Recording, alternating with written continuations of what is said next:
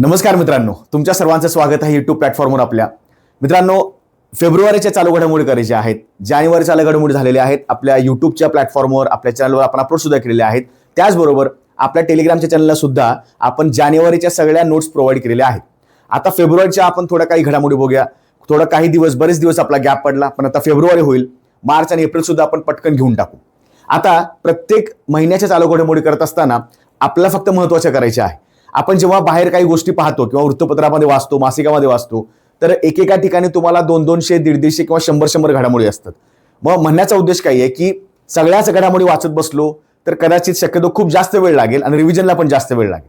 तर या लेक्चरमध्ये ज्या काही 45-50 घडामोडी आहेत, ज्या परीक्षेला जास्त विचारतील असा एक माझा अंदाज आहे.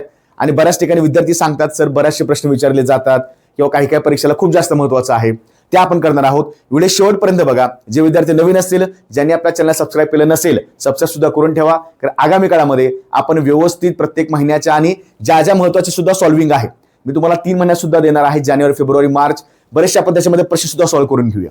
चला मित्रांनो, सुरुवात करूया. फेब्रुवारीच्या काही संकल्पना आहेत, महत्त्वाच्या काही चालू घडामोडी आहेत.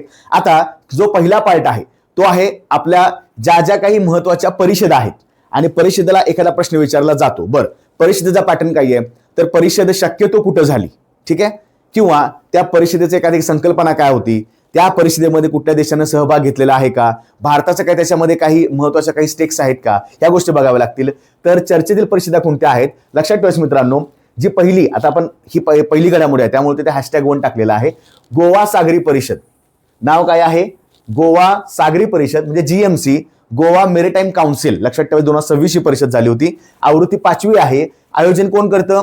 आता लक्षात ठेवायचं, जो आपला पूर्ण, जर आपण पूर्ण कोस्टल रिजन बघितला, ठीक आहे, इथून गुजरात पासून या ठिकाणी पश्चिम बंगालपर्यंत, तर या ठिकाणी समजा गोवा आहे, ठीक आहे. आता गोव्याला सुद्धा भारतीय नौदलाचे काही, जसे की गोवा शिपयार्ड लिमिटेड नावाची आपली कंपनी आहे. तर गोवा नौदलाकडे पूर्ण त्याचे पूर्ण गस्त घालणे किंवा या सगळ्या गोष्टी नौदलाकडे असतात. ही जी परिषद आहे कोण आयोजित करतं? भारतीय नौदल. संकल्पना काय असणार तर बघा, नौदलाचं आहे त्यामुळे संकल्पना काय असणार? हिंदी महासागर क्षेत्रातील सामायिक सागरी सुरक्षा आव्हाने, गतिशील धोके कमी करण्यासाठी प्रयत्नांची प्रगती करणे. लक्षात ठेवायचं, ज्या सी लेन्स ऑफ कम्युनिकेशन आहेत, ज्या ठिकाणी जसे की आपण अरबी समुद्रामध्ये पाहतो, बऱ्याच ठिकाणी आफ्रिकेचा काही भाग आहे, श्रीलंकेचा काही भाग आहे, आपला काही भाग आहे, बऱ्याच वेळा काही गोष्टी होत असतात.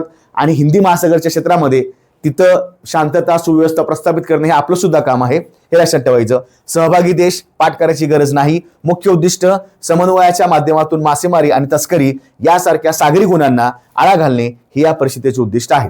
लक्षात ठेवायचं महत्वाचं काही आहे, तर ही परिषद गोवा नाव आहे त्यामुळं शक्यतो गोव्याच परिषद होते. लक्षात ठेवायचं. आयोजन कोण करतं? भारतीय नौदल. ओके, एका दुसरा पॉईंट तुम्हाला मी फक्त सांगतो जो महत्वाचा वाटतो. देन दुसरी आहे जागतिक महासागर विज्ञान परिषद. आता बघा, ती होती गोवा सागरी, होती जागतिक. आता जागतिक म्हटलं की असं वाटतं की कदाचित जगामध्ये कुठेतरी झाली असेल, भारताबाहेर झाली असेल, पण लक्षात ठेवायचं ही जागतिक महासागर जी परिषद, विज्ञान परिषद आहे, त्याला आपण काय म्हणतो? WOSC, म्हणजे वर्ल्ड ओशियन सायन्स काँग्रेस किंवा त्याला काउन्सिल पण म्हणतात. ठिकाण कुठं? दोनापावला नावाचा जो एक ठिकाण आहे गोव्यामध्ये. आता बघा, इथं पुन्हा गोवा आलं, म्हणजे आपला एक संभ्रम असतो मनामध्ये की जगामध्ये, म्हणजे भारताबाहेर झाली असेल, पण गोव्यात झालेली आहे. आवृत्ती 4 आहे. उद्घाटन गोव्याचे मुख्यमंत्री प्रमोद सावंत. शक्यतो उद्घाटन कोण करतात? बघा, त्या राज्यामध्ये जर ती परिषद झाली असेल, शक्यतो एखाद्या वेळी राज्यपाल करतील, पण जास्तीत जास्त मुख्यमंत्री करतात. आणि जर एखादी खूप जास्त मोठी असेल तर शक्यतो पंतप्रधान, राष्ट्रपती, उपराष्ट्रपती. कायद्याच्या परिषदा असतील मग शक्यतो सरन्यायाधीश. आता ज्या त्या व्यक्तीला ते एक सन्मान दिलेला आहे. लक्षात ठेवायचं. संकल्पना महासागराचे आरोग्य आणि शाश्वत भविष्य. आयोजन कोण करतं? तर विज्ञान भारती नावाची संस्था, त्याला आपण विभा असं म्हणतो. CSIR, NIO. आता NIO नावाची संस्था आहे, लक्षात ठेवायचं. ती नॅशनल इन्स्टिट्यूट ऑफ ओशियन, म्हणजे एक ओशियनोग्राफीसाठी संस्था आहे, सागरी विज्ञानासाठी एक संस्था आहे, लक्षात ठेवायचं. ठीक आहे. राष्ट्रीय ध्रुवीय आणि महासागर संशोधन केंद्र आणि गोवा विद्यापीठ यांच्या संयुक्त विद्यमानाने. हे सगळं पाठ करायची गरज नाही. उद्घाटन करा आणि फक्त ठिकाण करा. जागतिक आहे म्हणून मी सांगतो. ठीक आहे. 3 नंबर बघूया. परिषद आंतरराष्ट्रीय आयुष परिषद. आता जो आयुष नावाचं आपल्याकडे मंत्रालय पण आहे. ओके, ज्यामध्ये आयुर्वेदा, युनानी, सिद्धा, होमिओपॅथी, नॅचरोपॅथी, योगा सगळं त्याच्यामध्ये ऍड केलेलं आहे. तर त्याच्यामध्ये आयुष मंत्रालय नावाचं आपलं मंत्रालय आहे. आता आयुष लक्षात ठेवायचं, ही कुठं झाली होती? आता ही आंतरराष्ट्रीय आहे. मग इथं लक्षात ठेवा, हे ठिकाण आहे दुबईमध्ये. ठीक आहे. आंतरराष्ट्रीय आयुष परिषद कुठे झाली होती? दुबई या ठिकाणी. आयोजक सायन्स इंडिया फोरम आणि वर्ल्ड आयुर्वेद फाउंडेशन. तुम्ही या ठिकाणी फोटो सुद्धा बघू शकता. ही फेब्रुवारीतली अत्यंत महत्वाची घडामोडी आहे. सहभागी 30हून अधिक देशातील 1500 प्रतिनिधी आणि जवळपास 20,000 अभ्यागत. ठीक आहे, लक्षात ठेवायची गरज नाही. संकल्पना मन शरीर आरोग्यासाठी पुराव्यावर आधारित आयुष्य हस्तक्षेप. आता फक्त लक्षात ठेवायचं की दुबई, बाकी काही लक्षात ठेवायची गरज नाही. फापड पसारा जास्त वाढवण्यापेक्षा जे फक्त महत्वाचं आहे, कारण आपण बाहेर काही ठिकाणी पाहतो, कोण सांगते हे महत्वाचं आहे, कोण सांगते ते महत्वाचं आहे. मग आपण स्वतःला प्रश्न विचारतो की करायचं काय काय, कारण चालू घडामोडीला अजिबात आवाका नाहीये. जेव्हा आम्ही सुद्धा अभ्यास करायचो किंवा आता सध्या करतो, तर आमच्या मनामध्ये असते की चला ही गोष्ट करायची, एवढंच प्रश्न परीक्षेला विचारतात. ह्याच्यामध्ये काय विचारतील सहभागी? बरं, इथं काय विचारतील, इथं काय विचारतील? संकल्पना एखाद्या विचारू शकतात. आयुष परिषद आहे तर लक्षात ठेवायचं, आयुष म्हणजे योगा, युनानी, सिद्धा, नॅचरोपॅथी, होमिओपॅथी, म्हणजे मन शरीर आलं ना याच्यामध्ये. आणि पण इथे नावच आहे त्याच्यामध्ये. मग असं काहीतरी टेक्निक करा, तो शब्द त्याच्यामध्ये रिपीट झालेला आहे. ठीक आहे, okay. AI for agri summit. आता ही सगळ्यात जास्त मला महत्वाची वाटते. AI for agri summit 2026. तुम्ही या ठिकाणी पाहू शकता, लोगो सुद्धा आहे. कॅप्चर करा लोगो. दिनांक 22-23 फेब्रुवारीला झाली होती. ठिकाण मुंबईमध्ये. BKC म्हणजे बांद्रा कुर्ला कॉम्प्लेक्स. लक्षात ठेवायचं, ज्या ठिकाणी सगळ्या मोठ्या मोठ्या परिषदा, मोठे मोठे सोहळे, मोठे मोठे सण समारंभ घेतले जातात. आयोजक महाराष्ट्र सरकार आणि भारत सरकारचे विविध विभाग. ठळक वैशिष्ट्य काय होतं? महाविस्तार AI प्लॅटफॉर्म आणि ॲग्रीपरम. आता महाविस्तार म्हणजे शेतकऱ्यांसाठी त्या महाविस्तार AI प्लॅटफॉर्मवर खूप जास्त काही गोष्टी त्यांना मिळणार आहेत.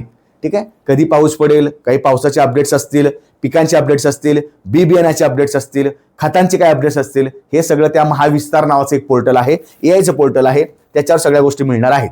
फक्त महत्वाचं काय आहे, मुंबई लक्षात ठेवा आणि हे महाविस्तार फक्त लक्षात ठेवा. ठीक आहे, तुम्ही या ठिकाणी पाहू शकता. Okay. India AI impact summit हे खूप जास्त महत्वाचं आहे. या ठिकाणी नरेंद्र मोदी सुद्धा सहभागी होते.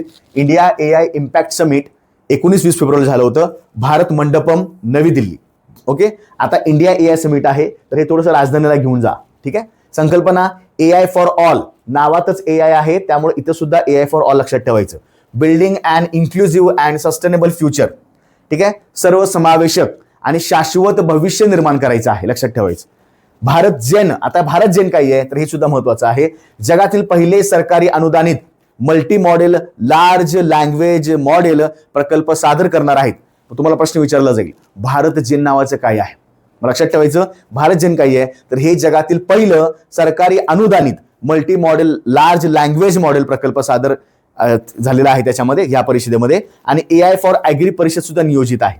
आता ही लक्षात ठेवायची, ही जी परिषद आहे बघा, ही म्हणजे सुरुवातीला इंडिया AI इम्पॅक्ट समिट झालं, त्याच्यानंतर ही AI फॉर ॲग्री समिट इथे घेतली. Sorry, AI for agri summit म्हणजे एकूण इंडिया AI समिटचाच भाग आहे, इंडिया AI इम्पॅक्ट समिटचाच भाग आहे. त्याच्यामध्ये ती इंडिया AI ॲग्री समिट घेतली. लक्षात ठेवायचं, कारण टप्प्याटप्प्याने कार्यक्रम चालतात. फक्त लक्षात ठेवा, महत्वाचं काय आहे, इंडिया AI इम्पॅक्ट समिट झाली दिल्लीमध्ये आणि ॲग्रीसाठी कुठे झाली, ती झाली मुंबईमध्ये. ठीक आहे, फक्त एवढं लक्षात ठेवा. ओके. नेक्स्ट, आफ्रिकन समुदाय. मित्रांनो, गेले काही महिन्यापासून आफ्रिकन समुदाय अत्यंत चर्चेमध्ये आहे. आफ्रिकन समुदाय, आफ्रिकन युनियन नावाची एक मोठी संस्था आहे.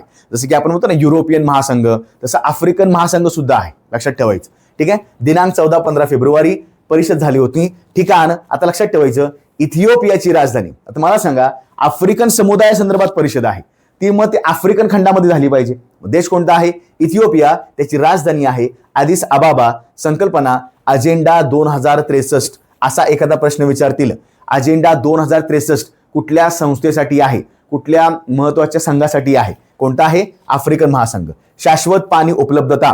अध्यक्ष एव्हारिस्ट नादिशिमिये, बुरुंडीचे अध्यक्ष. हे अध्यक्ष पाठ करायची गरज नाही. महत्वाचं आहे, आफ्रिकन समुदाय परिषद कुठे झाली, तर ती ॲडिस अबाबाला झाली, इथिओपियामध्ये. ऑप्शनमध्ये कदाचित आफ्रिकन दुसरे सुद्धा देश असतील, सोमालिया असेल, नायजेरिया असेल, नामिबिया असेल, केनिया असेल. लक्षात ठेवायचं, इथिओपिया आहे, त्याची राजधानी ॲडिस अबाबा. ठीक आहे, गेले काही वर्षापासून आफ्रिकन युनियन चर्चेमध्ये आहे, त्यामुळे एखादा प्रश्न विचारला जाऊ शकतो. ठीक आहे, फक्त मी तुम्हाला एक दोन पॉईंट सांगतोय. ठीक आहे, या सगळ्या नोट्स आपण आपल्या टेलिग्रामला सुद्धा अपलोड करून टाकू, त्या सुद्धा व्यवस्थित प्रिंटआउट मारा, त्याचा अभ्यास करा. देन आता महत्वाच्या काही राष्ट्रीय घडामोडी आहेत बघा. परिषदा तेवढ्या 4-5 आपण केल्या, त्यातली India AI summit impact summit ती एक लक्षात ठेवा, जागतिक महासागर एक लक्षात ठेवा आणि आफ्रिकन युनियनचे लक्षात ठेवा. बस, बाकी काही करायची गरज नाही. ठीक आहे, ओके. आता राष्ट्रीय घडामोडीमध्ये बघा, सर्वात वेगवान मेट्रो, ठीक आहे, सर्वात वेगवान मेट्रो भारतामध्ये कुठल्या ठिकाणी झाली, तर तुम्हाला असा वरला प्रश्न विचारू शकतो. मेरठ मेट्रो नाव आहे त्याचं, म्हणजे मेरठमध्ये, म्हणजे उत्तर प्रदेशमध्ये. सर्वाधिक वेग किती आहे त्याचा, 120 किलोमीटर पर आवर, म्हणजे तासाला 120 किलोमीटर धावते. मार्ग 23 किलोमीटरचा आहे, त्यामध्ये 13 स्थानके आहेत. उद्घाटन कोणी केलं, आता ज्या ज्या अशा काही पायाभूत सुविधांचं होतं, मोठा प्रकल्प, मेट्रो असेल, रोड असेल, मोठे मोठे, तिथं नरेंद्र मोदीच जातात, लक्षात ठेवायचं, ठीक आहे. ही ती मेट्रो आहे. ओके, सर्वाधिक वेगवान मेट्रो कुठे झाली, मेरठ मेट्रो. वन लाइनरला विचारला जाईल, बस वेग बी करत बसायचे जास्त नाही. देन दुसरं वन लाइनर काय आहे, दहशतवादाविरोधी स्वतःचे स्वतंत्र धोरण राबवणारे देशातील पहिले राज्य. आता तुम्ही इथं लॉजिक लावू शकता, काय, महाराष्ट्रामध्ये 2008, 1992, 2000, 2001, 1993 असं बऱ्याच ठिकाणी महाराष्ट्रामध्ये काही मुंबईच्या एरियामध्ये बॉम्बस्फोट हल्ले झालेले आहेत, ठीक आहे. मग आपण असा विचार करायचा की असं एक राज्य आहे ज्या ठिकाणी बऱ्याच वेळा खूप जास्त हायलाइट केलं जातं, आपण वारंवार पेपरला वाचत असतो, ठीक आहे, की बाबा डी गँग, दाऊद गँग किंवा खूप जास्त जे काही त्याला आपण म्हणतो ना की अंडरवर्ल्डचं कनेक्शन, हे महाराष्ट्रामध्ये पहिल्यापासून जास्त आहे, ठीक आहे. मला लक्षात ठेवायचं, दहशतवाद जो आहे तो महाराष्ट्राला खूप जास्त त्याने विळखा घातलेला आहे. तर स्वतःचं स्वतंत्र धोरण कोणी केलेलं आहे, त्याचा आन्सर महाराष्ट्र आहे, ठीक आहे. 2008चा हल्ला आणू शकता, ज्यामध्ये आपले निरागस म्हणजे परदेशी पण काही नागरिक होते. 144चा आकडा असा फिरतो, पण 144 लोकांनी त्याच्यामध्ये त्या प्राण्याची आहुती गेलेली आहे. पण तो महाराष्ट्रामध्ये खूप जास्त वाईट हल्ला झाला मुंबईमध्ये, 26 अपराध त्याला शॉर्टमध्ये बनतो. जाहीर कधी झालं, फेब्रुवारी 26ला पहिले राष्ट्रीय दहशतवाद विरोधी धोरण आहे, लक्षात ठेवायचं, आणि एका राज्याने केलेलं आहे, त्याचं नाव आहे महाराष्ट्र. आता धोरणाचं नाव काय आहे, प्रहार आहे. पण लक्षात ठेवा, हे धोरण जरी महाराष्ट्रानं त्याच्यामध्ये काही हे केलं असेल, पायाभूत त्याच्यामध्ये काही धोरणे केली असतील, पण हे मूळचं धोरण कोणाचं आहे, तर गृह मंत्रालयाचं आहे. असा प्रश्न विचारला की प्रहार धोरण कोणासाठी आहे, तर अँटी टेररिस्टसाठी आहे, म्हणजे दहशतवाद विरोधी आहे, ठीक आहे. दहशतवाद विरोधी पहिलं स्वतंत्र धोरण कोणी लॉन्च केलं, तर ते महाराष्ट्र राज्याने केलं, ठीक आहे. बरं, हा जो दहशतवाद नावाचा विषय आहे, हा कोण हँडल करतं भारतामध्ये, तर गृह मंत्रालय हँडल करतं.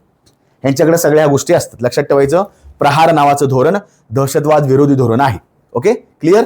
नेक्स्ट वन लाइनर, ओल चिकी लिपी शताब्दी वर्ष साजरी. आता ही लिपी काय आहे, मला वैयक्तिक असं वाटतंय की एखाद्या परीक्षेला हा प्रश्न विचारला जाईल. ओल चिकी लिपी आहे, जसं आपण म्हणतो ना की आपली लिपी देवनागरी आहे, तसं ओल चिकी लिपी आहे, ती भाषा नाहीये. पण लक्षात ठेवा, आपण जसं देवनागरी लिपीचा विचार करतो, जी मराठी आहे, म्हणजे मराठी भाषा झाली, हिंदी भाषा झाली, तसं ओल चिकी लिपी आहे. तर बघा, 16 फेब्रुवारी 26ची घडामोडी आहे. आयोजन कुणी केलं होतं, सांस्कृतिक मंत्रालयानं.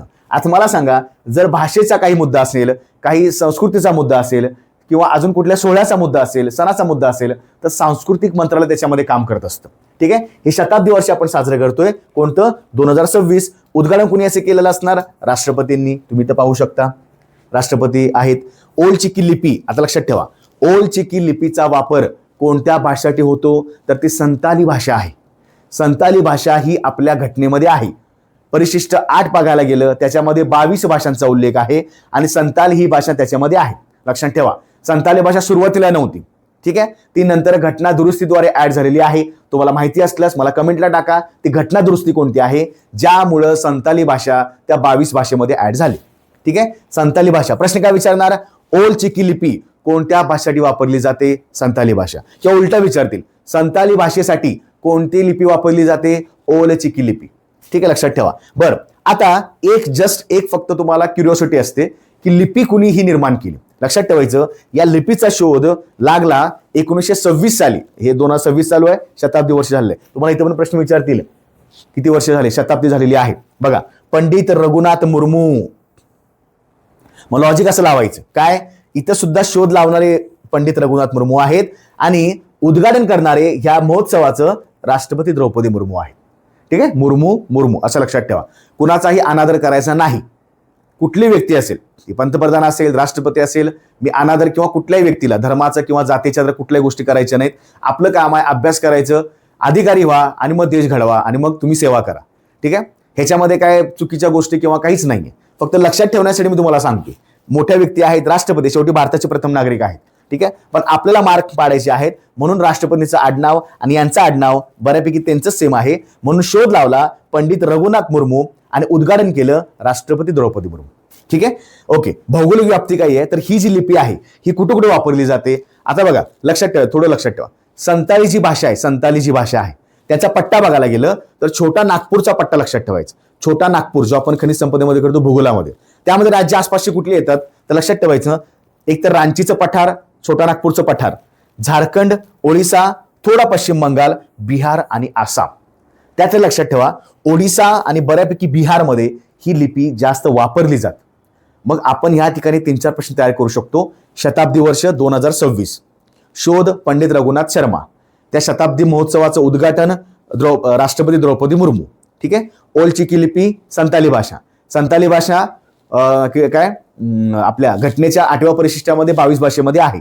घटना दुरुस्ती केलेली आहे. मला कमेंटला उत्तर टाका, लक्षात ठेवा. म्हणजे असं कोणताही प्रश्न विचारला की आपलं त्याचं डोकं आपलं लगेच त्याचं इन्व्हेस्टिगेशन चाललं पाहिजे, कुठं कुठं काय काय महत्वाचे पॉईंट्स आहेत. ठीक आहे. राफेल विमानांचा करार आता महत्वाचा आहे. विमानं विचारू शकतील किंवा नाही, पण महत्वाचं काय विचारणार, हे जे राफेल विमान आहेत, हा जो करार आहे हा कुठल्या देशासोबत आपण केलेला आहे. यापूर्वी बऱ्याच वेळा प्रश्न विचारला गेलेला आहे. ब्राह्मोस जी मिसाईल आणलीत ती कुठल्या देशाकडनं आणलीत. त्याच्यानंतरच्या पूर्वी आपल्याकडे INS विक्रमादित्य नावाची एक मोठी विमान वाहू नौका होती, मोठी, त्याला आपण म्हणतो एअरक्राफ्ट कॅरियर. ती कुठल्या देशाकडनं आणली, ती रशियाकडनं आणली होती. ब्राह्मोस आपण रशियाकडनं आणली होती. तसं रफाल आपण कुणाकडनं आणलेलं आहे. 114 विमानाचा खरेदी प्रक्रिया आहे आणि DAC ची मंजुरी आहे. DAC म्हणजे काय तर डिफेन्स ॲक्विजिशन काउन्सिल. म्हणजे लक्षात ठेवायचं, जेव्हा असा मोठा करार असतो तेव्हा संरक्षण मंत्रालयामध्ये एक मोठी समिती आहे, एक परिषद आहे, त्याचं नाव काय आहे तर संरक्षण अधिग्रहण समिती. ती काय करते, ह्या मोठे करार जे आहेत कुठल्या देशाकडनं काय घ्यायचं, किती घ्यायचं हे ते मंजूर करत असते. रक्कम बघा 3.25 लाख कोटी. म्हणून डिफेन्स बजेट, एका बजेटमध्ये अर्थसंकल्पामध्ये संरक्षण मंत्रालयाचं बजेट खूप जास्त मोठं असतं. कारण इतक्या इन्व्हेंटरीज असतात.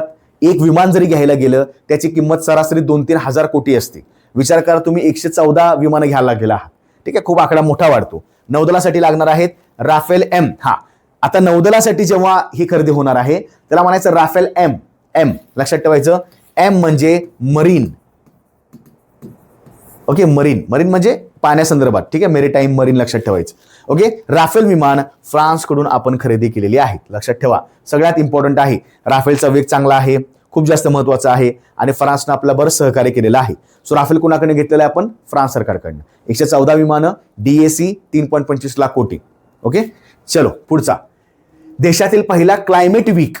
क्लायमेट वीक म्हणजे काय तर हे लक्षात ठेवा, एक आठवडा साजरा केलेला आहे ज्यामध्ये पूर्ण कसं वातावरणासंदर्भात काय काय महत्वाचे अपडेट्स, काय पुढे जाऊन कुठले प्रॉब्लेम येणार आहेत आणि तो पूर्ण सेलिब्रेशनचा वीक केलेला आहे. लक्षात ठेवायचं, मुंबई हे ठिकाण आहे, पण हा पूर्ण वीक नाहीये.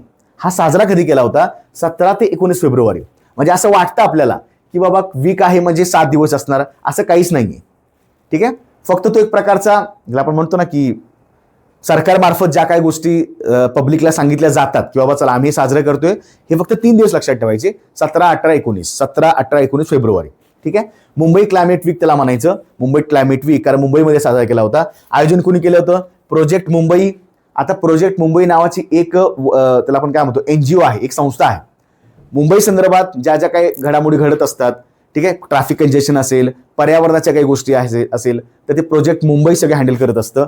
MMRDA नावाची संस्था आहे मुंबईची, मुंबई महानगरपालिका, पर्यावरण विभाग, ह्या सगळ्यांनी एकत्रितपणे केलेलं आहे. आपल्याला काही घेणं देणं नाहीये ह्या आयोजनाबद्दल. महत्वाचं काय आहे की पहिला क्लायमेट वीक आयोजित करणारे कुठलं शहर आहे, मुंबई. कधी, 17 ते 19 फेब्रुवारी. बस.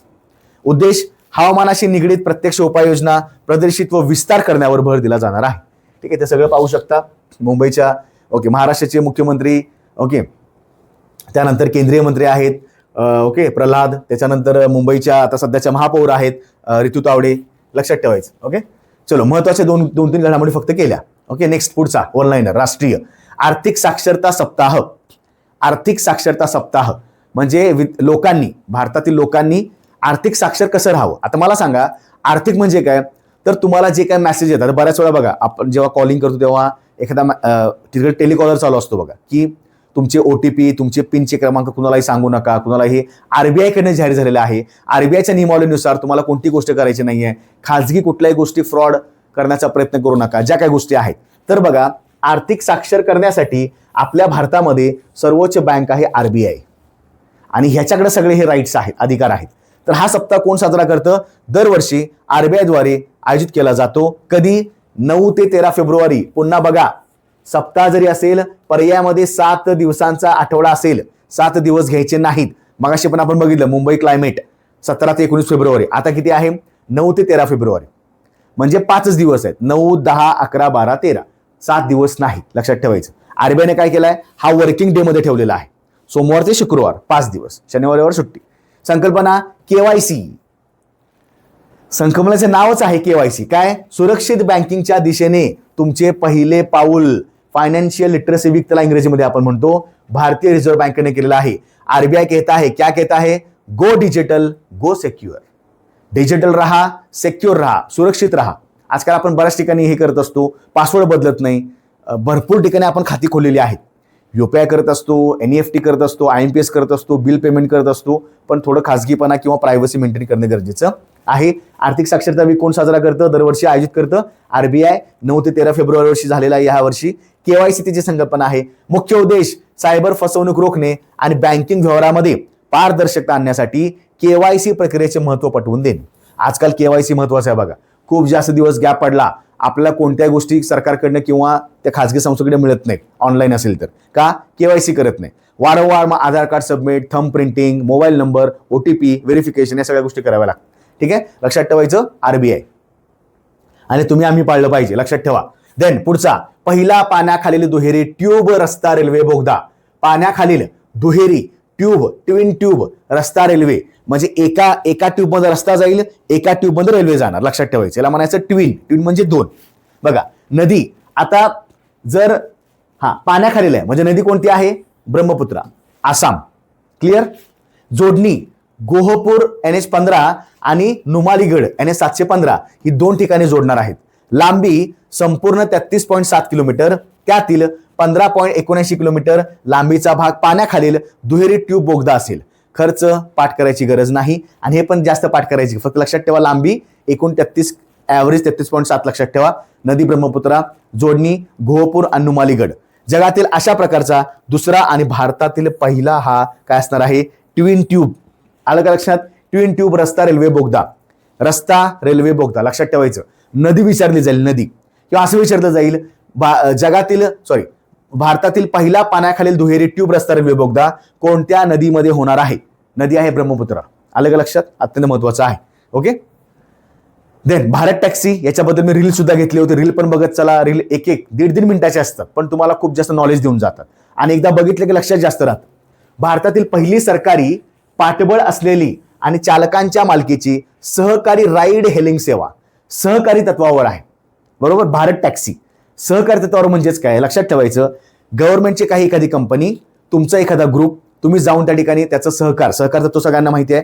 आपला एखादा शेअर द्यायचा, तुम्ही स्वतःहून ते मालकी स्वतःची त्याच्यामध्ये असणार, तुम्ही त्याच्यामध्ये प्रॉफिट घ्यायचा. आलं लक्षात?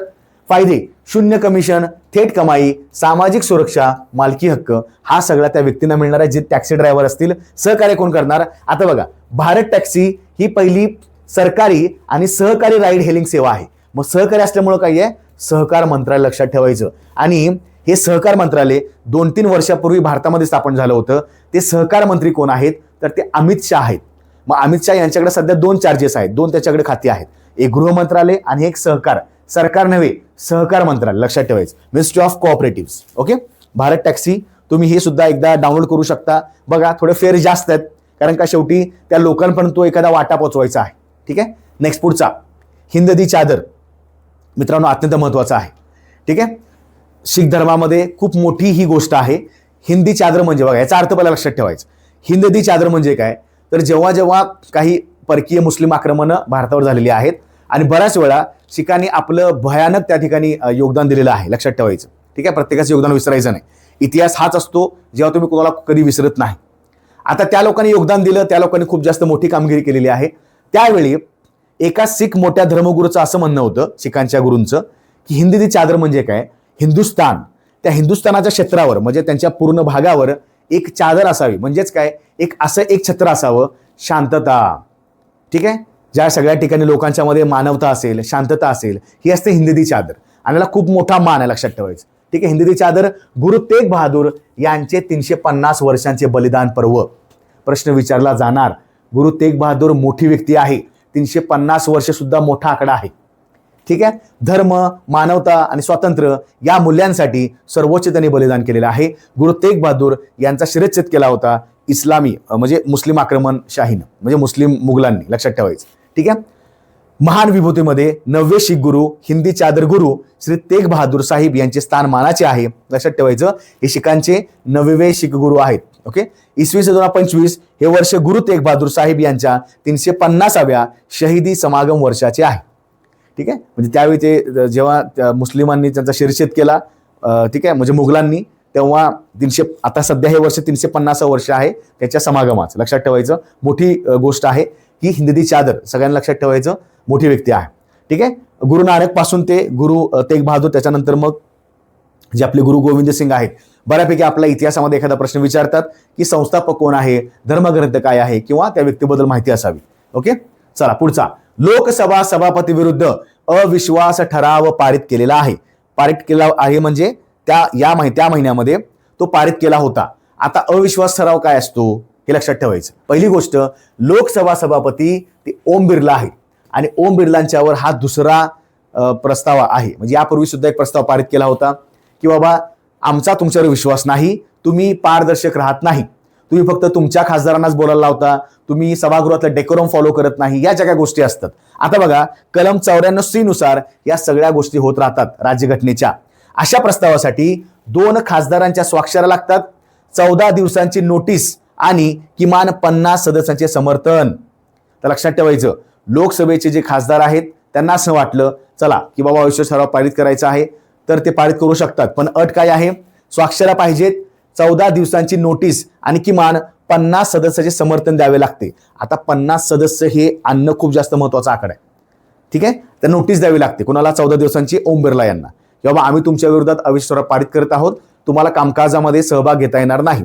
ते त्यावेळी सभागृहाचे सभागृह सदस्य राहू शकतात पण अध्यक्ष राहू शकत नाही. कारण का, त्यांच्या विरोधात या गोष्टी चालू आहेत सध्या. प्रभावी बहुमत गरजेचे असते. ठीक आहे. जेवढी लोक उपस्थित आहेत त्यांच्यामध्ये बहुमत असणं गरजेचं आहे. ओके. ओम बिर्ला सध्या आपले लोकसभेचे अध्यक्ष सभापती आहेत. ओके. तर अध्यक्षाविरुद्ध अविश्वास ठराव केवळ 3 वेळा मांडण्यात आलेले आहेत.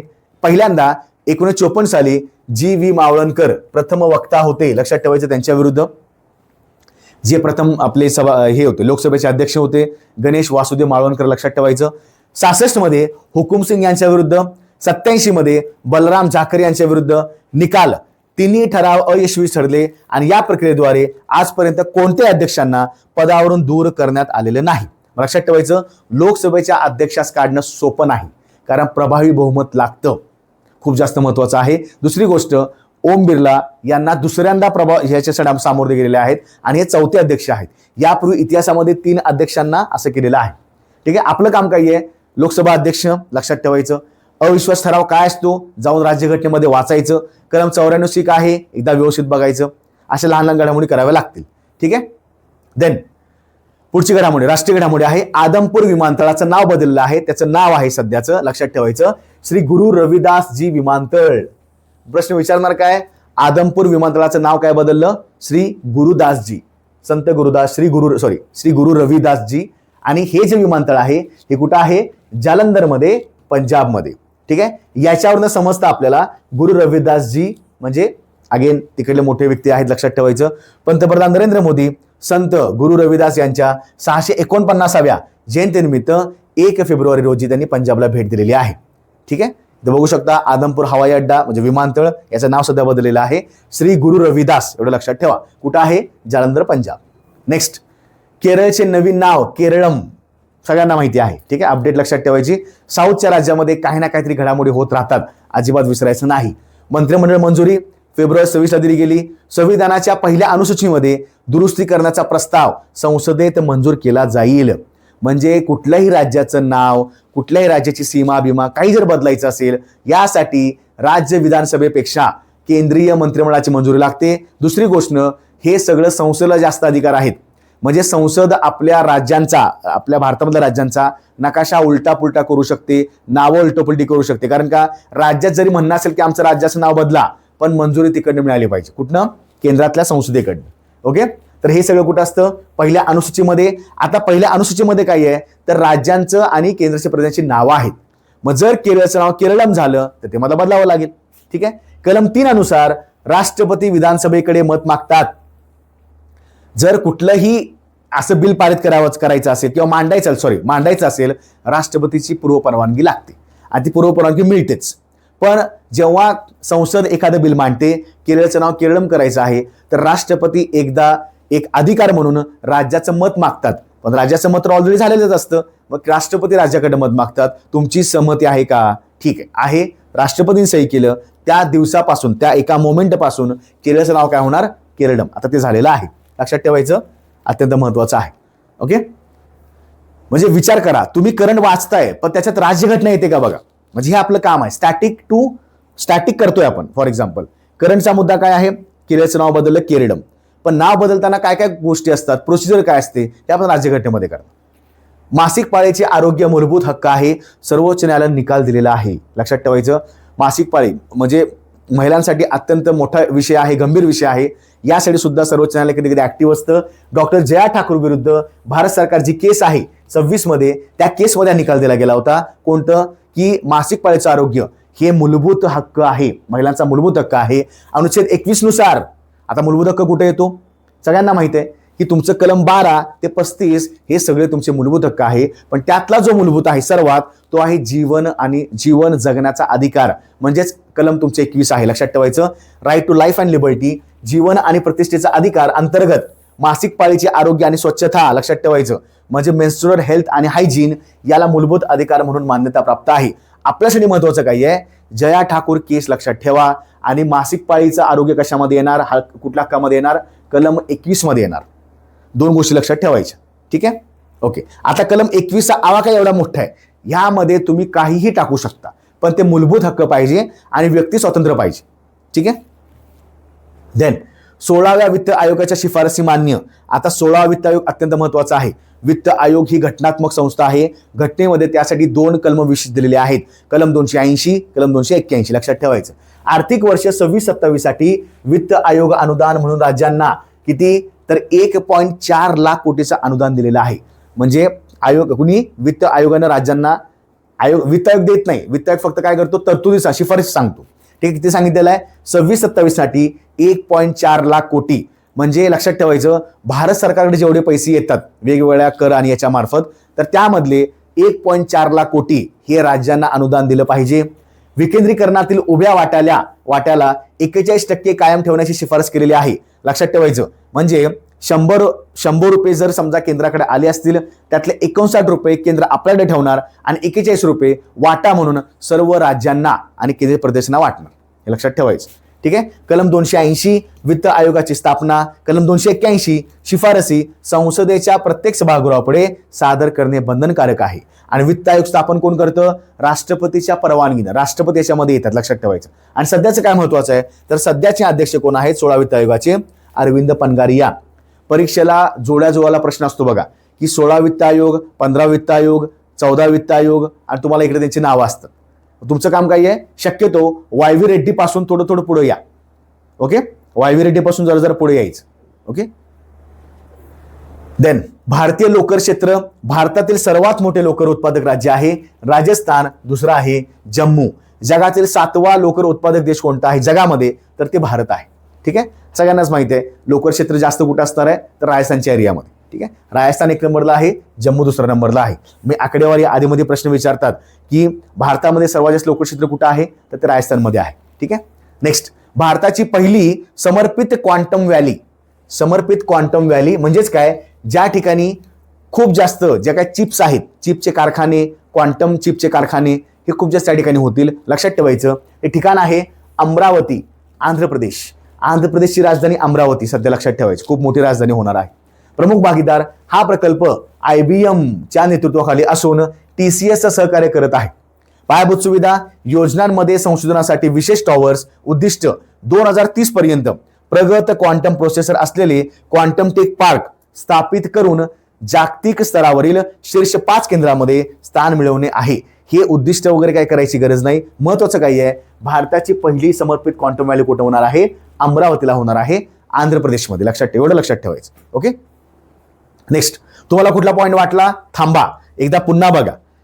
ठीक आहे. मी फक्त काय करतोय, एकतर थोडा लेट झालेला आहे, त्यामुळे आपण काय करतोय, महत्वाच्या 50 घडामोडी काढल्या, त्यातलं महत्वाचं काय विचारणार आपण त्याच्यावर हायलाईट जास्त करतोय.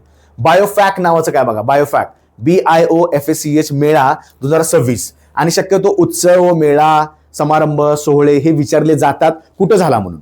जर आपण मगाशी बघितलं ना परिषद कुठं झाल्या, लक्षात ठेवायचं. उद्दिष्ट काय आहे, सेंद्रिय, आता बायो म्हणलं लक्षात ठेवा, सेंद्रिय उत्पादनासाठीच्या जगातील अग्रगण्य व्यापार मेळा आहे. आयोजन कधी झालं होतं, 10 ते 13 फेब्रुवारी. ठिकाण आहे जर्मनी, न्यूरेमबर्ग, जर्मनीमध्ये आहे, भारतामध्ये नाही. बायोफॅक मेळा जर्मनी, लक्षात ठेवायचं. संकल्पना, उद्याची वाढ, तरुण आवाज, धाडसी दृष्टी, नैसर्गिकरित्या बदल घडवणाऱ्या पुढच्या पिढीवर प्रकाश टाकणे. महत्व, भारताला वर्षातील देश, कंट्री ऑफ द इयर या प्रतिष्ठेच्या किताबाने सन्मानित करण्यात आलेला आहे. म्हणजे त्या वर्षी, म्हणजे 2025-26ला, ऍक्च्युअली 26ला याचा अर्थ काय, 25-26 त्याच्यामध्ये ऍड झालेला आहे. तर 25-26 मध्ये कुठला देश सगळ्यात जास्त काय, तर त्याला आपण काय म्हणतो, सेंद्रिय उत्पादनं वापरतो वगैरे. तर कंट्री ऑफ द इयर म्हणजे एका वर्षाचा सर्वोत्तम देश कोणता आहे, तर तो भारत सरकारला त्या ठिकाणी एक मोठा सन्मान दिलेला आहे. लक्षात ठेवायचं. महत्वाचं काय आहे, बायोफॅक मेळा 26चा जर्मनी. ओके, तेवढंच महत्वाचं आहे. देन 1 एप्रिल 2026 पासून लागू होणाऱ्या प्रमुख आयकर बदलामध्ये खालील बाबींचा समावेश आहे. आता लक्षात ठेवायचं, इन्कम टॅक्स हा नवीन आलेला आहे, आयकर कायदा नवीन आलेला आहे. आयकर कायदा 2025 ची अंमलबजावणी. तुम्हाला प्रश्न विचारतील, आयकर कायदा कधी पारित झाला, 2021, 23, 25, 28 किंवा 27 किंवा 26. 25 बरोबरचं उत्तर आहे.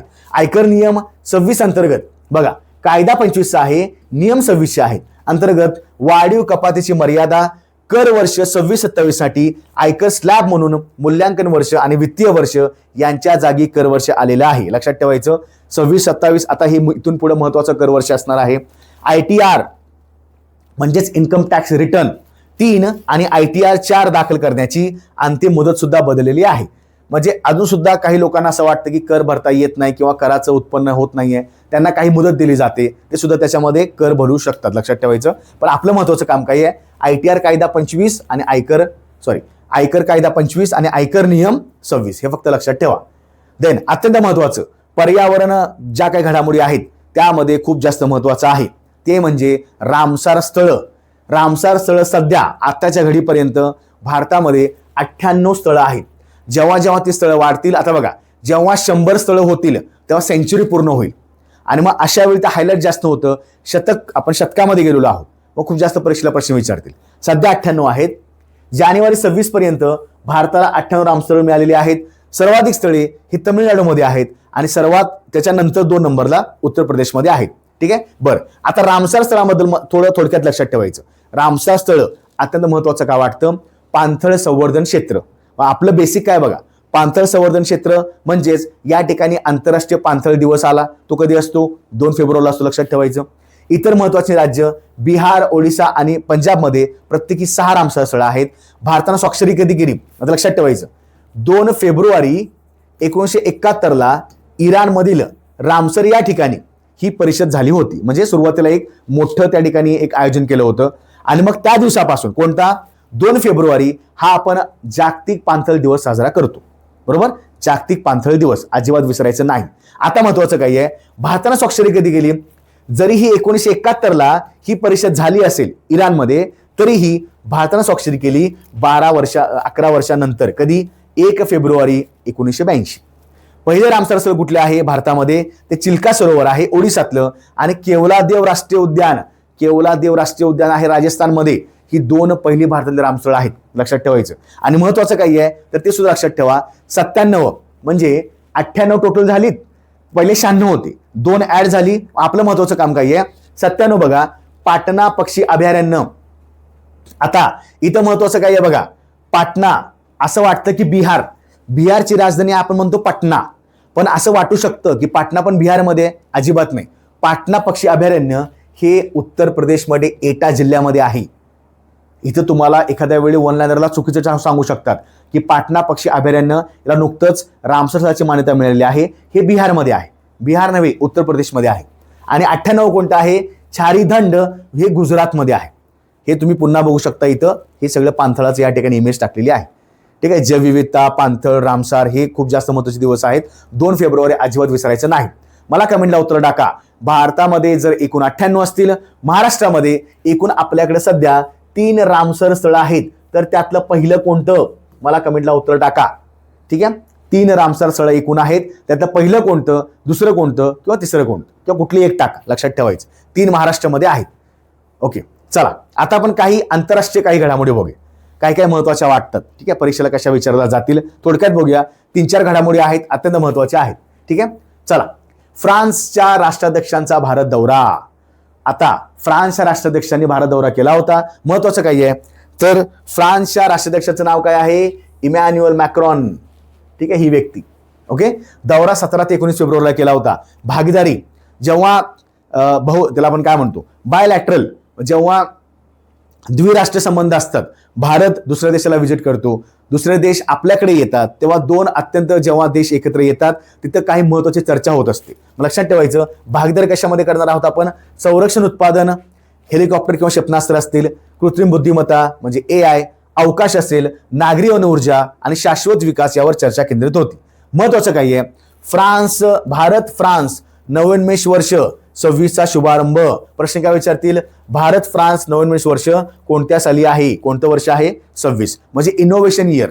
2 राष्ट्र एकत्र येऊन वेगवेगळ्या फील्डमध्ये, विभागामध्ये इनोव्हेशन करणार आहेत. इनोव्हेशन म्हणजेच काय? नवोन्मेष म्हणजेच कुठलं वर्ष आहे? हे 26चं वर्ष आहे. Okay, France. ओके, आता लक्ष द्या. फ्रान्सची राजधानी पॅरिस महत्वाचं आहे. फ्रान्सचे राष्ट्राध्यक्ष इमॅन्युअल मॅक्रॉन महत्वाचं आहे आणि 26 वर्ष महत्वाचं आहे. नेक्स्ट, कॅनडा पंतप्रधान अगेन त्यांनी सुद्धा भारत दौरा केलेला आहे. ओके, कॉन्ट्रॅक्ट सध्याचे पंतप्रधान कोण आहे? कॅनडाच पाहिजे. कोण आहेत? Mark Carney. कॅनडा कार्नी लक्षात ठेवायचं. मार्क कार्नी, कॅनडा कार्नी असं लक्षात ठेवा. आर्थिक करार. ओके, कालावधी 27 फेब्रुवारी ते 2 मार्च. आर्थिक करार सेपा नावाचा करार आहे. कॉम्प्रिहेन्सिव्ह इकॉनॉमिक पार्टनरशिप अग्रीमेंट म्हणजे विस्तृत चर्चा केलेली आहे.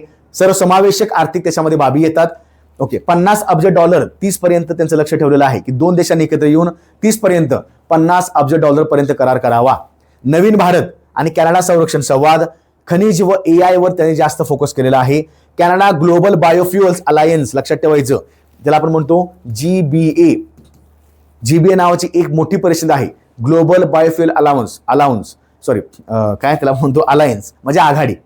म्हणजे जागतिक क्षेत्रामध्ये ज्यांच्या देशामध्ये काय जैव इंधन वापरायचं आहे त्या देशांनी एक पूर्ण आघाडी केलेली आहे. त्यामध्ये कॅनडा सुद्धा आहे. कॅनडा ग्लोबल बायोफ्युअल अलायन्स आणि इंटरनॅशनल सोलर अलायन्स मध्ये सामील झालेला आहे. मग कॅनडा GBA मध्ये आणि ISA म्हणजे आंतरराष्ट्रीय सौर आघाडी हे भारत सरकारनं सुरुवातीला फ्रान्सच्या दोघांनी एकत्र येऊन हे 16 मध्ये स्थापन केलं होतं. त्याचं हेडक्वार्टर कुठं आहे? लक्षात ठेवायचं.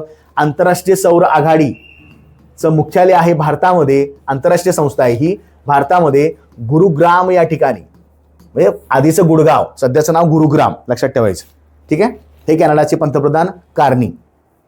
नेक्स्ट, पंतप्रधान मोदी यांना इस्रायलचा सर्वोच्च संसदीय सन्मान नाव काय आहे?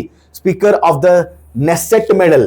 Speaker of the Knesset medal विचारणार काय? Speaker of the Knesset medal हा जो मोदींना पुरस्कार भेटला तो कुठल्या देशाचा सर्वोच्च आहे? संसदेचा आहे ऍक्च्युली तो, पण कुठल्या देश संसद आहे? लक्षात ठेवायचं, इस्रायलची संसद आहे. मोदी हे नेसेटला संबोधित करणारे पहिले भारतीय पंतप्रधान आहेत. आता झाले काय? मोदी इतक्या ठिकाणी सध्या जात आहेत किंवा तिकडचे लोक इकडे येत आहेत, तर मोदींना खूप जास्त आंतरराष्ट्रीय ओळख आहे. त्यांना सध्या आताचे अपडेट आहे, त्यांना 31 सध्या पुरस्कार एकूण प्राप्त झालेले आहेत. पुरस्कार नाही म्हणतायत, पुरस्कार, सन्मान, काही महत्वाच्या काही गोष्टी असतील लक्षात ठेवायचं, ते सुद्धा आपण अपडेट करत जाऊया.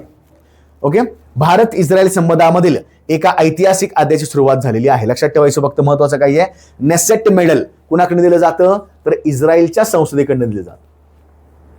देश कोणता? इस्रायल, एवढं लक्षात ठेवायचं. ओके, त्यानंतर होर्मुझची सामुद्रधुनी. मित्रांनो, अत्यंत महत्वाचा विषय होर्मुझची सामुद्रधुनी. गेल्या काही महिन्यापासून होर्मुझ चर्चेमध्ये आहे. आपण त्याच्यामध्ये फक्त आपला अभ्यासच बघायचा. ठीक आहे, पेट्रोल वाढणार, डिझेल वाढणार, तेलांचे काही दर वाढतायत, एक मनुष्य प्राणी म्हणून, माणूस म्हणून आपल्याला सुद्धा झळा पोचतायत. पण जेव्हा तुम्ही अभ्यास करता तेव्हा तुमच्या याच्यावर लक्ष जास्त पाहिजे. पर्शियाचा आखात म्हणजे इराणचा आखात, जुनं नाव काय त्याचं? पर्शिया, आणि ओमानचे आखात यांच्या दरम्यानचा असलेला एक अरुंद जलमार्ग आहे. लक्षात ठेवायचं. ठीक आहे, तुम्ही जर मॅपमध्ये बघितलं तुमच्या अशा लक्षात येईल बघा, हे असं आहे आणि इकडं असं आहे. हे पूर्ण तुमचा आखात आहे. हे 2 तुमचे पाठ लक्षात ठेवायचे. ठीक आहे. एक आहे ओमान, ओमानचा आखात, आणि एक आहे इराण. त्याचा मधला भाग कोणता आहे? हा तुमचा आहे होर्मुझचा आखात. लक्षात ठेवायचं. खूप मोठी तेलाची वाहतूक या ठिकाणून चालते. कारण का? पर्शियाचं जे आखात आहे त्याच्या बरोबर थोडं पश्चिमेकडे मिडल ईस्ट सगळे देश असतात, ज्या ठिकाणी तेलाचं जे ऑपेकच्या संस्था आहेत ना, सगळ्या ऑपेकचे देश तिथे सगळे वसलेले आहेत, आणि म्हणून इथं सगळा मोठा व्यापार चालतो. जगातील आर्थिकदृष्ट्या महत्वाच्या अरुंद मार्गापैकी एक आहे. सुमारे 30% द्रवरूप वायू आणि 25% तेल पुरवठा या मार्गातून होतो. आपल्यासाठी महत्वाचं काय आहे तर होर्मुझची सामुद्रधुनी आहे. होर्मुझ कोणत्या 2 भागांना जोडतं? एक आहे पर्शियाचा आखात, एक आहे ओमानचा आखात. ठीक आहे, लक्षात ठेवायचं. ओके, नेक्स्ट एवढंच फक्त करा, जास्त गरज नाही. त्यानंतर महत्वाच्या काही क्रीडा घडामोडी आहेत बघा. क्रीडा घडामोडीमध्ये फक्त टॉपच्या आपण 4-5 केलेले आहेत. काय आहे? Under-19 ICC cricket world cup स्पर्धा अंडर-19 आहेत महत्वाच्या. ठीक आहे, रेग्युलर नाही आहेत. ओके, 19 वर्षाखालील. विजेता भारत एकूण 6 वेळा झालेला आहे, म्हणजे हे धरून. उपविजेता इंग्लंड, जवळपास इंग्लंडचा 100 धावांनी आपण पराभव केलेला आहे. आणि यामध्ये हे जे तुम्ही बघताय, कर्णधार कोण होता? आयुष म्हात्रे. आणि बेस्ट प्लेअर कोण होता? तर वैभव सूर्यवंशी. तो सध्या IPL पण गाजवतोय बघा. सर्वात जास्त 6 मारलेले आहेत, रना पण त्याच्याकडे जास्त आहेत जसं सध्यापर्यंत.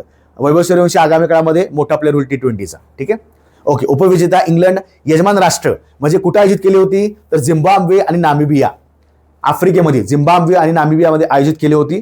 शेवट सामना सुद्धा झिम्बाब्वेला झाला होता. लक्षात ठेवायचं. महत्वाचं काय आहे? कुणाला हरवलं? इंग्लंड. जिंकला कोण? भारत. 6 वेळा आहे. यजमान राष्ट्र झिम्बाब्वे, नामिबिया, कर्णधार आयुष म्हात्रे, आणि best player Vaibhav Suryavanshi. Okay, ठीक आहे. नेक्स्ट, महिला प्रीमियर लीग म्हणजे WPL. जसं IPL चालू आहे ना, तसं WPL पण आहे. म्हणजे महिलांसाठी त्या ठिकाणी प्रीमियर लीग म्हणजे वेगवेगळ्या देशातील महिला एकत्र येऊन या ठिकाणी खेळतात, लीगमध्ये खेळतात. आवृत्ती 4थी आहे आणि विजेता रॉयल चॅलेंजर्स बँगलोर. लक्षात ठेवायचं. उपविजेता दिल्ली कॅपिटल्स. दिल्ली कॅपिटल्सचा पराभव केला आहे कुणी? RCBनं. Orange cap Smriti Mandhana RCB 376च्या आसपास काही रन होत्या. Purple cap Sophie Devine GT म्हणजे गुजरात टायटन्सची ही महिला खेळाडू आहे, महिला क्रिकेट खेळाडू आहे. फक्त एवढं लक्षात ठेवायचं, IPLला जास्त तानातानी करायची नाही. IPL म्हणलं की विजेता कितवी आवृत्ती आहे, उपविजेता सर्वात जास्त ऑरेंज कॅप म्हणजे राणा कोणाचे जास्त आहेत आणि विकेट जास्त कोणाचे म्हणजे पर्पल कॅप. एवढंच करायचं बस, बाकी जास्त करत बसायचं नाही. ओके, कारण वाचण्यासारखं भरपूर असतं पण आपण तिथे लिमिटमध्ये राहत नाही. Okay, yes. राशिद खान @700 खूप मोठा अफगाणिस्तानच्या एका खेळाडूनं, क्रिकेट खेळाडूनं मोठा पराक्रम केलेला आहे.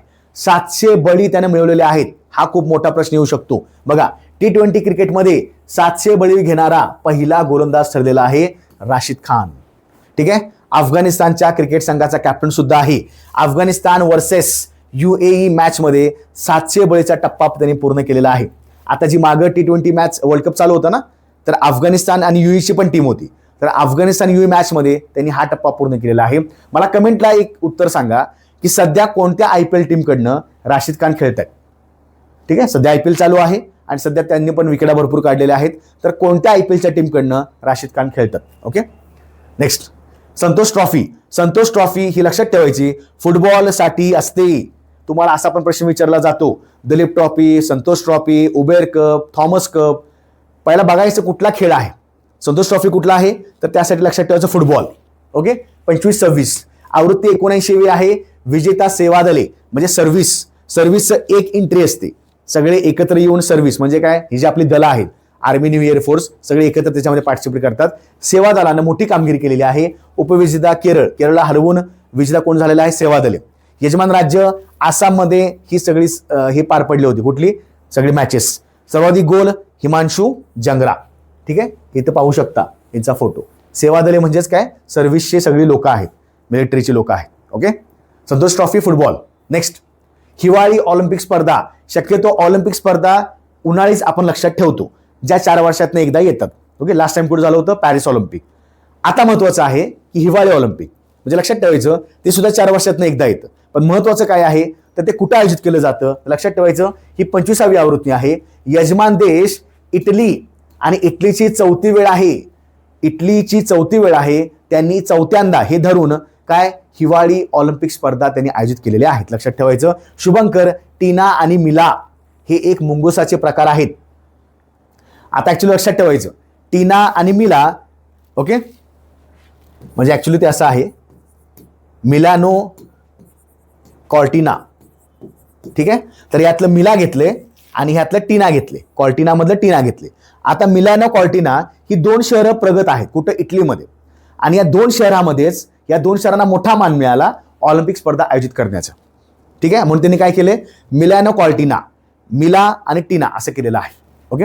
पदक विजेता, आता तुम्हाला एवढाच प्रश्न विचारतील, हिवाळी ऑलिम्पिक स्पर्धेमध्ये सर्वात जास्त पदक कोणी प्राप्त केलेली आहेत, तर ती नॉर्वेने केलेली आहेत. कुठं झाली, इटलीला झाली. 2 अमेरिका, 3 नेदरलँड. याच्यामध्ये भारतानं फक्त जे स्की माउंटेनिंग असतं किंवा स्केटिंगचा एक प्रकार आहे बघा, त्यामध्ये मोहम्मद आरिफ खान नावाचे आपले एक व्यक्ती आहे, ते दरवर्षी म्हणजे दर ऑलिम्पिकला पार्टिसिपेट करतात, त्यांनी यामध्ये पार्टिसिपेट केलं होतं. लक्षात ठेवायचं, भारताचा कधी शक्यतो रँक येत नाही, कारण का पार्टिसिपेट करणं मोठी गोष्ट आहे याच्यामध्ये, हिवाळी ऑलिम्पिकमध्ये, ठीक आहे. त्याचं नाव मोहम्मद आरिफ खान. ते स्की हे खेळतात, तर आपण काय म्हणतो, स्केटिंगचा एक प्रकार आहे, त्याच्यामध्ये ते खूप जास्त चांगले खेळाडू आहेत. ओके. नॉर्वे प्रथम क्रमांकावर आहे. देन अत्यंत महत्वाच्या खेळाडू स्पर्धा, कुठल्या स्पर्धा आहेत, ऑस्ट्रेलियन ओपन. टेनिस क्षेत्रामधल्या एका कॅलेंडर वर्षामध्ये 4 ग्रँड स्लॅम होतात. कुठले कुठले, पहिलं असतं ऑस्ट्रेलियन, दुसरं असतं फ्रेंच, तिसरं असतं विम्बल्डन, चौथं असतं अमेरिकन म्हणजे US. हे लक्षात ठेवायचं. मग पहिलं कोणतं झालं, सुरुवातीला असतं, 1-2 महिने झाले की पुन्हा फ्रेंच होतं, 2-3 महिने झाले की पुन्हा विम्बल्डन होतं, आणि शेवटी असतं कधी, सप्टेंबर ऑक्टोबरला कुठलं असतं, शक्यतो अमेरिकन. आता ऑस्ट्रेलियन ओपन लक्षात ठेवायचं, कोणतीही ग्रँड स्लॅम स्पर्धा करत असताना विजेता पुरुषातला, विजेता महिलामधली, आणि त्यांचा देश पण करायचा, ठीक आहे. बघा, विजेता पुरुषांमध्ये कोण आहे, तर कार्लोस अल्काराज स्पेनचा आहे. उपविजेता मी मुद्दाम टाकलेला आहे, पाठ नाही केलं तरी चालेल, काही हरकत नाही, पण विजेता 100% तुम्हाला बघावा लागेल. उपविजेता होते नोवाक जोकोविक. विचार करा मित्रांनो, वय वर्ष 38 आहे, तर ही 38 वयाची व्यक्ती फायनल्सला जाते, म्हणजे किती त्यांनी खूप जास्त त्याच्यावर प्रभुत्व मिळालं असेल, ठीक आहे. कार्लोस अल्काराज आता आगामी म्हणजे नवीन प्लेअर आहे, स्पेनचा आहे, तो राफेल नदालला फॉलो करतो, त्याचं 7वं ग्रँड स्लॅम आहे, 7वं एकूण. महिलामध्ये कोण आहेत, विजेता एलेना रायबाकिना आणि उपविजेता एरिना सबालेंका. नावं कन्फ्युजिंग वाटतात, महत्वाचं लक्षात ठेवायचं, या बेलारुसच्या आहेत, हे लक्षात ठेवायची गरज नाही, पण या कझाकिस्तानच्या आहेत. बघा, Elena Rybakina Kazakhstan, Carlos Alcaraz स्पेनचा राजा, असं काहीतरी लक्षात ठेवा. कार्लोस नावं स्पॅनिश शक्यतो असतात, लक्षात ठेवायची. एलेना रायबाकिना कझाकिस्तानचे आहेत. ओके. नेक्स्ट, फिडे फ्रीस्टाईल बुद्धिबळ स्पर्धा 2026 विजेता मॅग्नस कार्लसन, जो नॉर्वेचा आहे, लक्षात ठेवायचं. ओके. भरपूर चेस स्पर्धा होतात. फिडे म्हणजे एक चेससाठी आंतरराष्ट्रीय संस्था आहे, लक्षात ठेवायचं. ओके. आयोजन कुठे झालं होतं, जर्मनीला झालं होतं. हे आहेत मॅग्नस कार्लसन, नॉर्वेचा आहे, ठीक आहे. कोण चॅम्पियन झाला, मॅग्नस कार्लसन. नेक्स्ट, एवढंच करायचं. देन महत्वाचे युद्ध सराव, महत्वाच्या युद्ध सरावामध्ये लक्षात ठेवायचं 2-3 युद्ध सराव झाले होते फेब्रुवारी महिन्यामध्ये. एक आहे धर्मा गार्डियन, कुणामध्ये, भारत जापान, ठीक आहे. कुठे झालं, चौबाटिया उत्तराखंड, म्हणजे उत्तराखंड ठिकाण आहे चौबाटिया. दुसरा खंजर सराव, भारत किर्गिस्तान. बघा, खंजर किर्गिस्तान. आता इथे लक्षात येतं, मग अशी घाल होतं ना, हे कझाकिस्तान, किर्गिस्तान, ताजिकिस्तान, उझबेकिस्तान, हे सगळे त्याला आपण काय म्हणतो, मध्य आशियामधले हे देश आहेत, सेंट्रल एशियन कंट्रीज आहेत, लक्षात ठेवायचं. ओके. देन हा कुठे झाला, मिसमारी आसाममध्ये. मिलान सराव हा फक्त भारत आणि दुसरा देश नसतो, तर भारत आणि इतर राष्ट्र असतात. शक्यतो 70+ राष्ट्र असतात, 70-72च्या आसपास असतात. यामध्ये मोठे मोठे राष्ट्र सुद्धा असतात. आणि मिलान सराव काय आहे, तर हा एक मोठा नौदल सराव आहे, लक्षात ठेवायचं, ठीक आहे. विशाखापट्टणम ठिकाणी झाला होता. म्हणजे बघा, फेब्रुवारी मधले 3 सराव हे भारतामध्ये आयोजित केलेले आहेत, ठीक आहे. जपान चौबाटिया, धर्मा गार्डियन चौबाटिया, खंजर सराव मिसमारी, मिलान सराव विशाखापट्टणम, ठीक आहे, लक्षात ठेवायचं. ओके. हे जरा बघा, Khanjar Kyrgyzstan, Dharma Guardian Bharat Japan. Okay. Next, महत्वाचे GI टॅग. तसं पाहायला गेलं तर GI टॅग खूप मोठा टॉपिक आहे, पण आपण फक्त बघूया फेब्रुवारी महिन्यामध्ये महत्वाचे 2-3 GI टॅग आहेत. बघा, पहिला आहे वोरायूर सुतिक साडी. वोरायूर नावाचं ठिकाण पण आहे, कुठं, तमिळनाडूमध्ये. ही ती साडी आहे. तुम्ही नावावर सुद्धा, आता बघा, साधी गोष्ट आहे, ओके, कोल्हापुरी चप्पल, कोल्हापुरी पायतान, कोल्हापूरचा गुळ, ठीक आहे. तसं लक्षात ठेवायचं की कधी नावामध्ये येतं, ते नावामध्ये आल्यामुळे काय होतं तिथे आपण लक्षात ठेवू शकतो. वोरायूर नावाचं ठिकाण आहे तामिळनाडूमध्ये, सुती साड्यासाठी प्रसिद्ध आहे. ओके, कॉटनच्या साड्या. देन थुयामल्ली तांदळाची एक प्रजाती आहे, अगेन तामिळनाडू. म्हणजे ऍक्च्युली फेब्रुवारीमध्ये तसं पाहायला गेलं तर 4 ते 5 तामिळनाडूलाच त्यांनी GI टॅग प्रदान केलेले आहेत, पण आपण फक्त त्यातले 2 महत्वाचे बघतोय. तिसरं आहे पोंदुरू खादी, हा एक खादीचा प्रकार आहे आंध्र प्रदेशमध्ये, हे लक्षात ठेवायचं. ओके, हा तांदूळ साऊथला तांदळाच्या भयानक प्रजाती आहेत.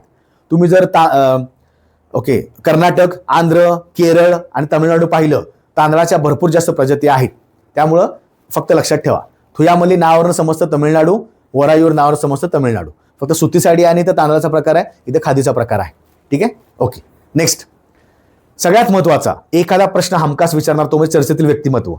ठीक आहे, 4-5 व्यक्ती आहेत, फक्त व्यवस्थित बघायचं. व्यक्तिमत्वावर आपण खूप जास्त मोठं लेक्चर सुद्धा घेतलं होतं, पण आता पुढे गेल्यावर अजून 1 महिना झाला की आपण सगळं सविस्तर 6 महिन्याच्या घडामोडी करूया. ठीक आहे, त्याचं नाव आहे रुबल नागी. पहिले व्यक्ती आहेत, पहिल्या महिला आहेत रुबल नागी. महत्वाचं काय आहे तर यांना जागतिक शिक्षक पुरस्कारानं सन्मानित करण्यात आलेला आहे. 2026चा पुरस्कार, जगातला शिक्षकांसाठीचा सर्वोच्च पुरस्कार हा जागतिक शिक्षक पुरस्कार आहे, ग्लोबल टीचर अवॉर्ड. लक्षात ठेवायचं. या दुसऱ्या भारतीय आहेत. मित्रांनो कमेंटला टाका की जागतिक शिक्षक पुरस्कार मिळवणारे पहिले भारतीय कोण. पहिले भारतीय म्हणण्यापेक्षा भारतीय पण, पहिले महाराष्ट्रीयन पण आणि पहिले मराठी पण, हे लक्षात ठेवायचं. ठीक आहे. आयोजक आहेत रुबल नागी, ह्या जम्मू काश्मीरच्या आहेत. आयोजक ह्या जो पुरस्कार कोण आयोजन करतं, वारकी फाउंडेशन आणि गेम्स एज्युकेशन नावाची संस्था आहे. रक्कम किती असते, जवळपास $10 लाख. सध्याच्या घडीला पाहायला गेलं त्याची किंमत 9 ते 9.5 कोटीच्या आसपास होते. ठीक आहे, मला कमेंटला उत्तर द्या, पहिले भारतीय कोण होते विजेता या पुरस्काराचे. ह्या दुसऱ्या भारतीय आहेत. पहिल्या महिला म्हणल्या की रुबल नागी. बघा इथे कन्फ्युज होतो. पहिले भारतीय म्हणलं की उत्तर कमेंटला टाका. ओके, दुसऱ्या भारतीय म्हणल्या की या महिला येणार, पण पहिल्या महिला म्हणल्या की याच पुन्हा येणार, कारण का जे पहिले भारतीय आहेत ते पुरुष आहेत. ओके, व्यवस्थित बघा. आणि या रुबल नागी आहेत, यांनी खूप मोठं काम केलेलं आहे. ओके, म्हणजे लक्षात ठेवा की विद्यार्थ्यांसाठी खूप जास्त चळवळ निर्माण करणं, स्वतःची संस्था निर्माण करणं, पुन्हा विद्यार्थ्यांपर्यंत पोहोचणं, त्या शाळेमध्ये ऍडमिशन विद्यार्थ्यांना घ्यायला लावणं, तोच पट वर्षभर टिकवणं खूप मोठी गोष्ट आहे. खेड्यापाड्यामध्ये त्यांनी खूप जास्त मोठ्या क्रांती केलेल्या आहेत. तुम्ही त्यांच्याबद्दल माहिती पण घेऊ शकता. खूप मोठी व्यक्ती आहे रुबल नागी. देन दुसरा सनाए ताकाईची. सनाए ताकाईची बघा जास्त काही माहितीच नाहीये, फक्त लक्षात ठेवायचं आपल्या नाहीत, बाहेरच्या आहेत, त्यामुळे जास्त करत बसायचं नाही. जपानच्या, हे जपान पाहिजे, जपानच्या पहिल्या महिला पंतप्रधान. पक्ष कोणता आहे, LDP, लिबरल डेमोक्रेटिक पार्टी, या त्या आहेत बघा. ठीक आहे, सनाए ताकाईची. नावात समजतं ताकाईची वगैरे असली नावं जपनीज असतात. ठीक आहे, पहिल्या काय आहेत, पहिल्या महिला पंतप्रधान आहेत. देन सचिन तेंडुलकर का चर्चेमध्ये आहेत, क्रिकेट सोडून सुद्धा त्यांनी बाकी क्षेत्रामध्ये खूप मोठ्या काही गोष्टी केलेल्या आहेत. ज्यांना क्रिकेटचा देव म्हणलं जातं, क्रिकेट पिच सोडून सुद्धा त्यांना बाहेर ठिकाणी भरपूर मोठी ओळख आहे. तर रस्ते सुरक्षेसाठी जागतिक चॅम्पियन म्हणून त्यांची युनायटेड नेशन्स म्हणजे संयुक्त राष्ट्रानं मोठी त्यांची निवड केलेली आहे. कशासाठी, रस्ते सुरक्षा, रोड सेफ्टीसाठी. जागतिक मोहीम त्यांची कोणती आहे, त्या मोहिमेचं नाव काय आहे, #make a safety statement. Make a safety statement त्याचं एक जागतिक मोहीम आहे. 30 लक्ष काही आहे, 2030 लक्ष. 2030 पर्यंत जगभरातील रस्ते अपघातातील मृत्यूंचे प्रमाण अर्धे करण्याचे लक्ष्य आहे. आय विअर अ हेल्मेट, ते बऱ्याच ठिकाणी असतात युनायटेड नेशनच्या पेजवर. लक्षात ठेवायचं. त्यांचे ब्रँड अँबॅसेडर कोण आहे तर ते सचिन तेंडुलकर आहेत. कशासाठी, रोड सेफ्टीसाठी. ओके, लक्षात ठेवा. देन नेक्स्ट निधी चिब्बर, नीती आयोगाच्या प्रभारी CEO आहेत. पूर्ण नाही आहेत, प्रभारी, तात्पुरते कार्यकाळ घेतलेला आहे. प्रभारी CEO आहेत कोण, मुख्य कार्यकारी अधिकारी निधी चिब्बर. महत्वाचं काय आहे, 94 बॅचच्या IAS अधिकारी उत्तराखंड केडरचे आहेत. यापूर्वी BVR सुब्रमण्यम होते. आता नीती आयोग चर्चेमध्ये असतो, घटनात्मक आहे की वैधानिक आहे की त्याला आपण काय म्हणतो, एक्झिक्युटिव्ह. म्हणजे काय आहे तर कार्यकारी आहे का, कोण स्थापन करतं, कधी स्थापना झाली, हे तुम्हाला बेसिक गोष्टी माहिती पाहिजे. ठीक आहे, लक्षात ठेवायचं. निधीचा फुल फॉर्म पण मला कमेंट टाकून द्या. नीती म्हणजे काय, एखाद्या कुठल्याही परीक्षेला विचारला जाईल. ओके, चला नेक्स्ट पुढचा, सोराया आघाई. मित्रांनो यांच्यावर एखादा प्रश्न अपेक्षित आहे. स्वतः खेळाडू असून बघा IOC म्हणजे आंतरराष्ट्रीय ऑलिम्पिक समिती इंटरनॅशनल ऑलिम्पिक कमिटीवर निवडून आलेल्या इराणच्या पहिल्या महिला सदस्य आहेत. इराणच्या पहिल्या महिला सदस्य आहेत, लक्षात ठेवायचं. ठीक आहे.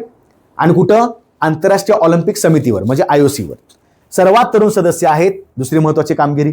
तिसरं काय आहे तर या आधीच्या बॅडमिंटन खेळाडू आहेत. 2020च्या ऑलिम्पिकमध्ये त्यांनी आपला सहभाग नोंदवला होता. 2020 ऑलिम्पिक कुठं झालं? मला कमेंटला उत्तर द्या. दुसरी गोष्ट विचार करा, 2020च्या ऑलिम्पिकमध्ये त्यांनी भाग घेतला होता आणि त्यावेळेच्या त्या बॅडमिंटन खेळणाऱ्या इराणच्या पहिल्या म्हणजे ऑलिम्पिकमध्ये पार्टिसिपेट करणाऱ्या इराणच्या पहिल्या महिला आहेत. म्हणजे इथं पण कंटेंट आला, इथं पण आला आणि इथं पण आला. लक्षात? IOC वर निवडून गेलेल्या इराणच्या पहिल्या महिला सदस्य सोराया आघाई. असा प्रश्न विचारतील. सोराया आघाई नुकत्याच IOC वर सदस्य आहेत. त्या कोणत्या राष्ट्राच्या, कोणत्या देशाच्या आहेत? इराणच्या आहेत. ठीक आहे. देन एक दोन पुस्तके चर्चेमध्ये आहेत. पुस्तके व लेखक अटल बिहारी वाजपेयी. पुस्तकाचं नाव काय आहे? Atal Bihari Vajpayee the eternal statesman. कुणाचं पुस्तक आहे? विजय गोयल लिखित पुस्तक आहे. अटल बिहारी वाजपेयी, विजय गोयल. वाजपेयी विजय असं लक्षात ठेवा. आणि दुसरं पुस्तक हे थोडंसं पुस्तक कॉन्ट्रोवर्शियल होतं. राहुल गांधींनी हे पुस्तक संसदेमध्ये स्वतःच्या हातामध्ये त्यांनी त्याचं हे घेतलं होतं आणि सांगितलं होतं की बाबा या पुस्तकामध्ये काही महत्वाचे गौप्यस्फोट केलेले आहेत. ठीक आहे. पुस्तकावर काही तात्काळ बंदी आली होती. ओके. पुस्तक कोणतं आहे? कारण मोठी व्यक्ती आहे ना, भारताचे माजी जनरल आहेत आर्मीचे. कोण? तर त्याचं नाव आहे जनरल म्हणजे रिटायर्ड जनरल मनोज नरवणे. मनोज मुकुंद नरवणे. लक्षात ठेवायचं. नाव काय आहे? 4 stars of destiny. 4 stars of destiny. 4 stars कॉलरला असणारे. लक्षात ठेवायचं. तुम्हाला मी हिंट सांगतोय. 4 stars of destiny. My general Manoj Naravane यांचं पुस्तक आहे. लक्षात ठेवायचं. तुम्ही फोटो पण बघू शकता. पर्यायामध्ये काय असणार?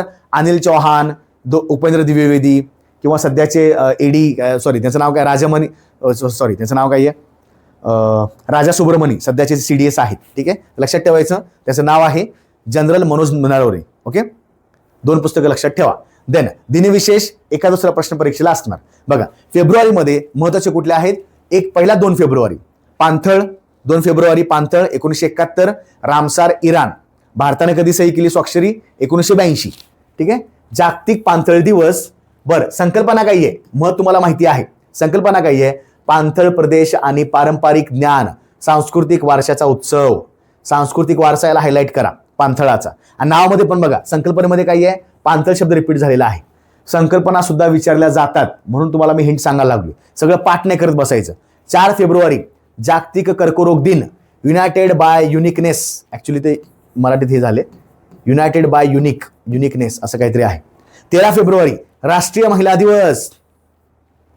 बघा जागतिक आंतरराष्ट्रीय महिला दिवस कधी असतो? आंतरराष्ट्रीय महिला दिवस हा 8 मार्चला असतो. पण लक्षात ठेवायचं 13 फेब्रुवारी हा राष्ट्रीय महिला दिवस आहे. कारण त्या दिवशी कुणाचा जन्मदिन आहे?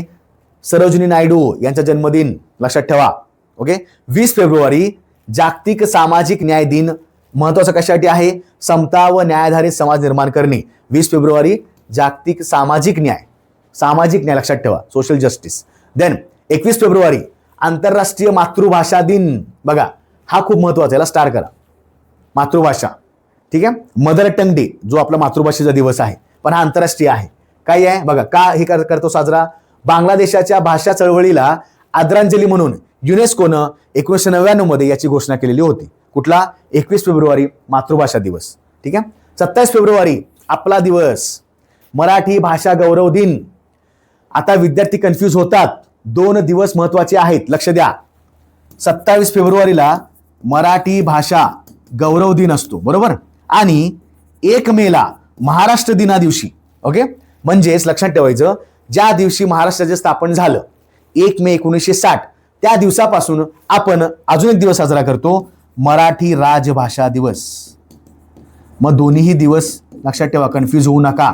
मराठी भाषा गौरव दिन हा एका मोठ्या व्यक्तीच्या जन्मदिनाचं म्हणून आपण त्या ठिकाणी साजरा करतो. ते व्यक्ती कोण आहेत? कुसुमाग्रज. लक्षात ठेवायचं. थोर साहित्यिक, मोठे साहित्यिक आहेत विष्णू वामन शिरवाडकर. कुसुमाग्रज यांचा जन्मदिन 27 फेब्रुवारी आहे म्हणून आपण मराठी भाषा गौरव दिन साजरा करत असतो. मोठी कामगिरी त्यांनी मराठी संस्कृती जपण्यासाठी केलेली आहे. पण मराठी राजभाषा म्हणलं की 1 मे लक्षात ठेवायचं. 2 नावं मराठी येतात कन्फ्यूज होऊ शकतो. ठीक आहे. आणि 28 फेब्रुवारी काय, राष्ट्रीय विज्ञान दिन, नॅशनल सायन्स डे.